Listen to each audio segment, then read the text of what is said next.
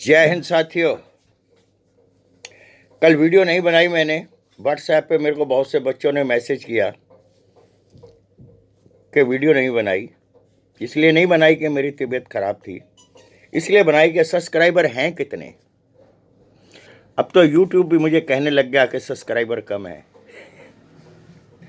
चलो कोई बात नहीं, वीडियो तो मैं बनाऊंगा बच्चों तुम्हारे लिए। धरती को माता कहा गया है। आज की झूठा केस करने वाली जो औरत है ना, वो इसका क्या सामना करेगी। इतना सा सह नहीं पाती, अपनी आवाज उठाती है। सहने को ही महानता कहा गया है। पुरुष कठोर है और नारी कोमल है। अगर नारी भी कठोर हुई, अंजाम बड़ा भयानक होगा। सामना ये कर नहीं पाएगी।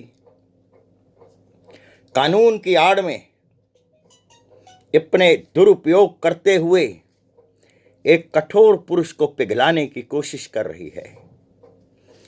पिघलना नहीं, मेरा जमीर तो नहीं कहता, लेकिन फिर भी दुष्ट औरतों का दंड देना बहुत जरूरी है।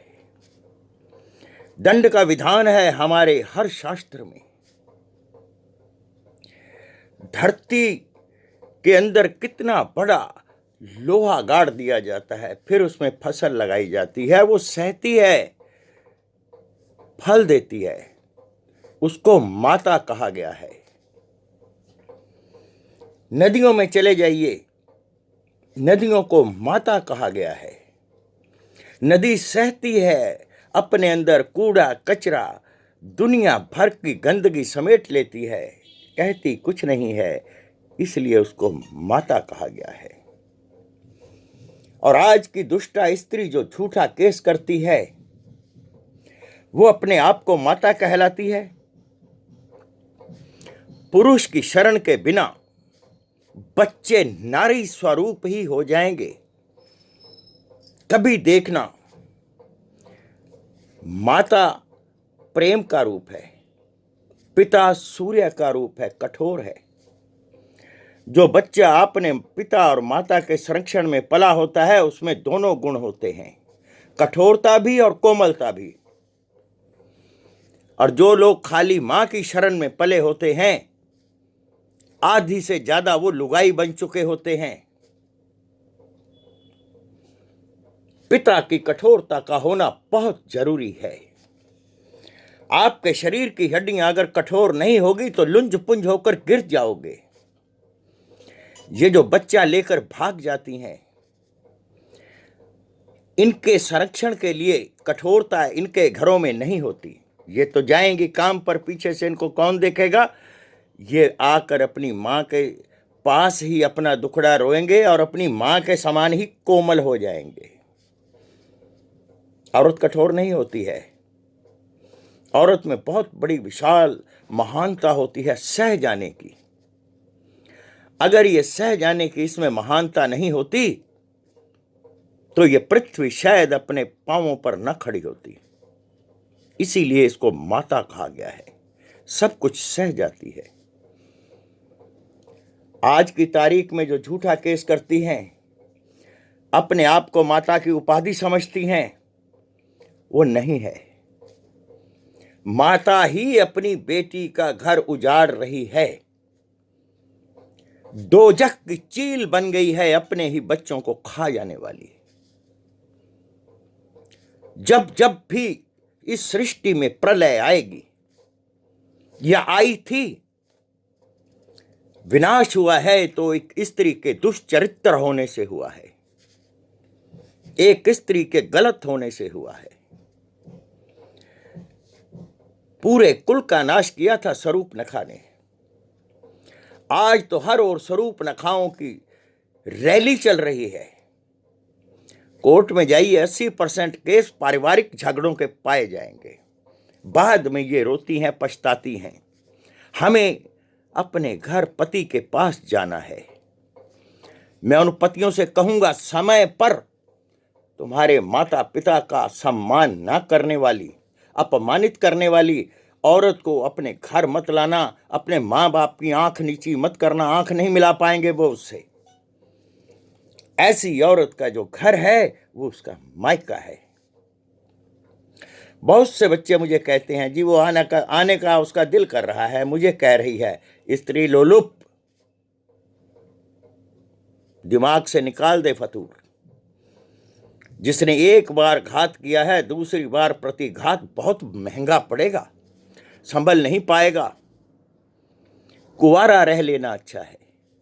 विधवा से शादी कर लो, गरीब कुल की लड़की से शादी कर लो, इनसे मत करना। वैसे तो 498A जो केस है ये शहरों में लागू ही नहीं होना चाहिए। ये पिछड़े जाति, पिछड़े समाज, जहां पर हमारा देश बहुत पिछड़ा हुआ है, अनपढ़ औरतें हैं, ये वहां लागू होना चाहिए। लेकिन ये पढ़ी लिखी औरतें ज़्यादा अपने आप को समझदार बनती हैं और इनकी माँ इनकी सबसे बड़ी कमांडर होती है। इनको सबक जब तक नहीं सिखाओगे, एक औरत को सबक सिखाओगे 20 सुधर जाएंगी, 20 को सबक सिखाओगे 400 सुधर जाएंगी। तुम्हें पुरुष आयोग की आवश्यकता ही नहीं पड़ेगी। कुछ ताकतवर तो बनो, पुरुष रूपी कठोरता तो दिखाओ कि आपके हृदय में कठोरता है, आप इनको सबक सिखा सकते हैं। मां वो है जिसने तुम्हें पाला है। बहुत बार तुमने मलमूत्र का त्याग किया होगा बचपन में, तुम्हारी मां ने तुम्हें सूखे में लिटाया है, उस त्याग को मां कहते हैं। हक मांगने वाली डायन होती है,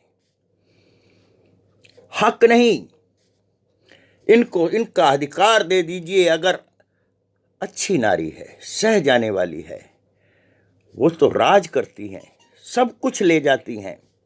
हक लेने वाली, हक मांगने वाली भिखारन भी कहलाती है, और हक के नाम पर उसको जूठन के 2 कौर फेंक दिए जाते हैं।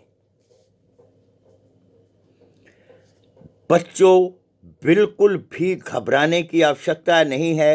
ये तो आपके ऊपर बहुत बड़ी कृपा हुई है प्रभु की कि आपकी स्त्री की जिसने झूठा केस किया है औकात जल्दी बाहर आ गई। पूरे परिवार को जहर देते हुए सुना है मैंने, खबरों में देखा है। पति को अपने प्रेमियों से मरवाते हुए देखा है। 4-4 बच्चे पति के घर छोड़कर भागते हुए देखा है आशिकों के साथ। जब जब नारी का पतन हुआ है, इस कौम का पतन होगा। कौम गिर जाएगी, गरक जाएगी अगर नारी पतन पर आ गई तो। कहती तो बहुत हैं कि अब हम सहती हैं तो नारी हैं, नहीं सहती तो अंगारी हैं, तुम्हारी ऐसी की तैसी। सहने के लिए ही, सहने को ही मां का दर्जा दिया गया है, भगवान का दर्जा दिया गया है। अब झूठा केस करने वालियों, तुम पर छोड़ा, क्या बनना चाहती हो? एक डायन या एक माता का स्वरूप? बच्चों, मैं सदा तुम्हारे साथ रहूंगा।